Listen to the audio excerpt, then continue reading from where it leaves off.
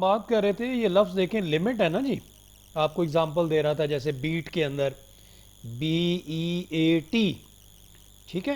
अब EA जो है ये दो वाउल्स हैं, साउंड यहाँ एक की दे रहे हैं, लेकिन अगर ये साउंड भी अलग अलग दें, जैसे लाइट है लफ्ज़ ल ई ट ई, ये दो डिफरेंट वाउल्स हैं, लेकिन चूंकि ये आगे पीछे आए हैं इसलिए आपने इनको एक गिनना है। तो लाइट जो है इस पूरे वर्ड के अंदर एक सिलेबल है। Got the point? नोट करें। लिमिट ली, ये आपका एक सिलेबल है। मिट, ये आपका दूसरा सिलेबल है। क्योंकि अगर दो वाउल साउंड्स यहां पे इकट्ठी आती तो भी इसको सिंगल हमने काउंट करना था, ठीक है जी। लेकिन अब चूंकि ये बीच में कॉन्सोनेंट आ गया है, तो जो बात समझ में आई कि अगर एक वाउल आए उसके साथ बिल्कुल साथ दूसरा वाउल आए और आगे जाके कॉन्सोनेंट आ जाए और फिर वर्ड खत्म हो जाए, सिलेबल खत्म हो जाए, तो आप समझ लीजिए कि उस वर्ड के अंदर एक वाउल है। लेकिन अगर आप देखें कि पहले कॉन्सोनेंट साउंड आ गई, फिर दो वाउल साउंड्स आ गई, फिर कॉन्सोनेंट आ गया और फिर आगे जाके वाउल साउंड आ गई, तो समझ ले वो एक से ज्यादा सिलेबल है। अब आपको मैं दिखाता हूं, ये जो तस्वीर है ये इस तरह से, ये सिंबल है जी हमारे सिलेबल की, ये ऐसे, ये सिंबल है हमारे सिलेबल की। अब देखें जरा, पहले है ली, LE, ये एक सिलेबल है क्योंकि इसमें ये ऑनसेट है। ये अगला राइम है, राइम के अंदर सिर्फ आपके पास न्यूक्लियस है, यानी सिर्फ वाउल है ई, इसके बाद कोडा कोई नहीं है, ठीक है। कोडा इसलिए नहीं है, वो कोडा तो अगले पार्ट में आ गया ना, पहले पार्ट में सिर्फ आपके पास कॉन्सोनेंट साउंड है और वाउल साउंड है, ठीक हो गया ना। ली के अंदर आ गया मिट, फिर आ गया म, यानी पहले एक कॉन्सोनेंट, फिर वाउल, फिर आगे आ गया कॉन्सोनेंट।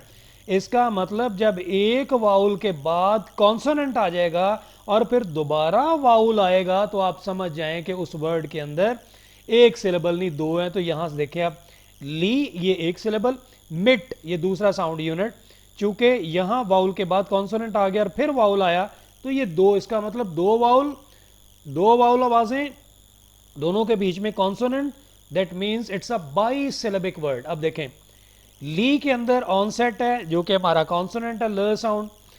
राइम जिसमें दो पार्ट होने चाहिए, एक हमारा न्यूक्लियस जो है, इसके अंदर राइम या न्यूक्लियस एक ही बात है, इसके अंदर एक न्यूक्लियस होगा, न्यूक्लियस में वाउल होगा और साथ में कोडा होगा, लेकिन ज़रूरी नहीं है, हमने पीछे पढ़ा, देखें ज़रा नोट करें, ये हमने पीछे पढ़ा था कि जो कोडा होगा वो ऑप्शनल होगा, आए या ना आए कोई फ़र्क नहीं पड़ता। आगे मिट, मिट के अंदर आप देखें ये म साउंड जो है ये कॉन्सोनेंट है। आगे फिर आ गया राइम, दो पार्ट बने ना, ऑनसेट राइम। यहां राइम में देखें वाउल भी है कोडा भी है, यहां पे राइम में सिर्फ न्यूक्लियस था, कोडा नहीं था। अब राइम के अंदर आप देखें ये न्यूक्लियस जो है ये वाउल है ई, और ठ साउंड जो है ये कोडा है। हमारा ऑनसेट भी कॉन्सोनेंट है, कोडा भी कॉन्सोनेंट है, जबकि हमारा न्यूक्लियस वाउल है। समझ गए? ये भी ऑप्शनल है चाहे आए ना आए, ये भी ऑप्शनल है चाहे आए ना आए, लेकिन ये लाजमी है हर सिलेबल के अंदर आना, इसका आना जरूरी है। तो limit is a word that comprises of two syllables. That means when we are having the e sound after l sound and then we are having the consonant m sound, then again vowel, it means between two vowels there is a consonant. So these two vowels are actually indicating that this word is comprising of two syllables, not one syllable. Okay. Now let us talk about its structure in detail. In most theories of phonology, the general structure of a syllable, ये उसकी symbol है, consist of three segments, तीन part होते हैं। Onset उसकी symbol ये है, याद रखिएगा onset की।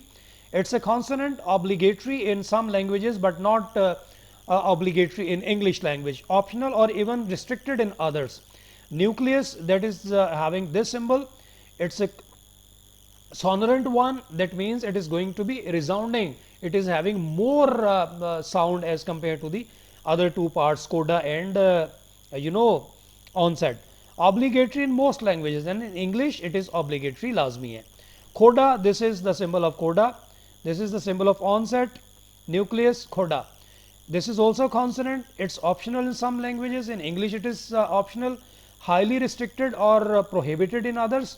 The syllable is usually considered right branching, that is nucleus and coda are grouped together as a rhyme and are only distinguished at the second level. However, in some traditional descriptions of certain languages, the syllable is considered as left branching, that is onset and nucleus group below a higher level unit called a body or core.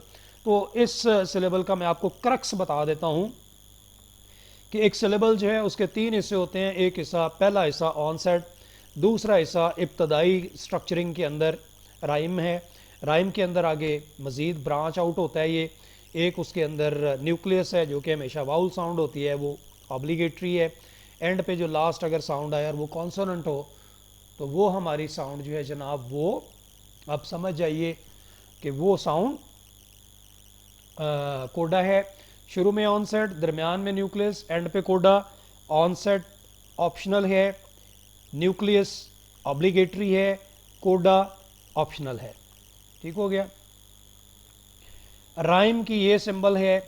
Right branch contrast with onset splits into nucleus and coda. Right side पे आप देखें तो उसमें rhyme आगे further branch करता है. ठीक है, which is called the body. और core left branch contrast with coda splits into onset and nucleus. तो अगर इस तरफ को आप लेफ्ट साइड पे बात करें तो यहाँ पे ऑनसेट और न्यूक्लियस है, राइट साइड पे बात करें तो इस तरफ आपका न्यूक्लियस और कोडा है.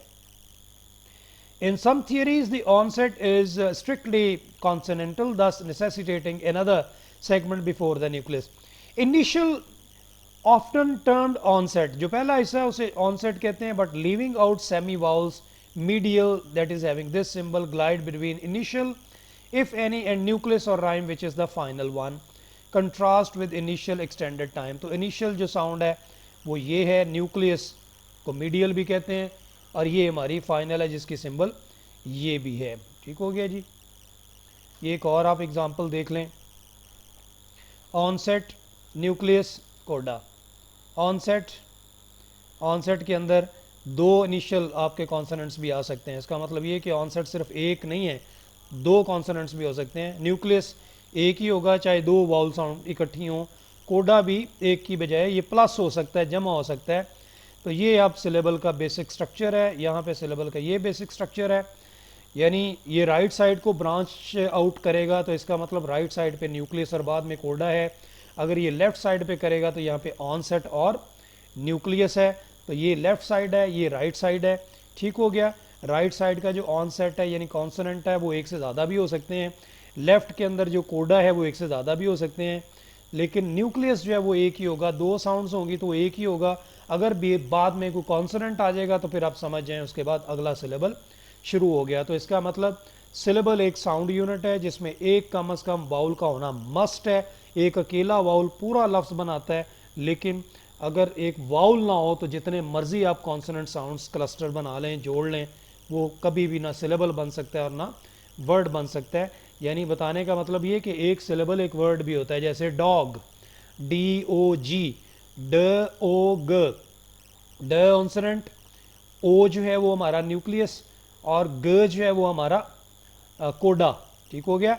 लेकिन अगर DOG से ओ निकाल दें तो DG का कोई मतलब नहीं बनता.